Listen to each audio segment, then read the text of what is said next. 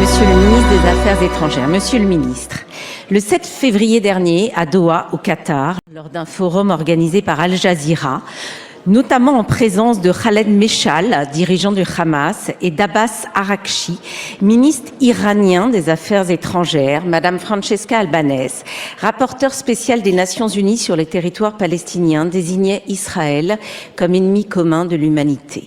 Cette accusation constitue l'un des ressorts les plus anciens et les plus meurtriers de l'antisémitisme. Elle ne relève pas de la libre critique, mais s'inscrit dans une vision complotiste et déshumanisante qui érige Israël en incarnation du mal absolu, comme l'étaient jadis les Juifs, considérés comme des sous-hommes par les nazis.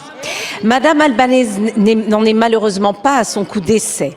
En novembre 2022, elle participait à une conférence à Gaza aux côtés de plusieurs cadres du Hamas. Après les massacres du 7 octobre 2023, elle remettait en cause la réalité des mutilations sexuelles et des viols commis. Le 28 septembre 2025, elle humiliait publiquement un maire italien en l'enjoignant de ne plus jamais mentionner la libération des otages. Un mandat des Nations Unies, Monsieur le ministre, n'est ni une tribune militante, ni un blanc-seing idéologique. Le code de conduite des rapporteurs spéciaux impose impartialité et retenue. Or, ces principes ont manifestement été bafoués. Cette situation engage la responsabilité de la communauté internationale et celle de la France. Notre pays ne peut rester silencieux face à cette rhétorique haineuse alors que l'antisémitisme explose et que la crédibilité même des Nations Unies, censée promouvoir la paix, est en jeu.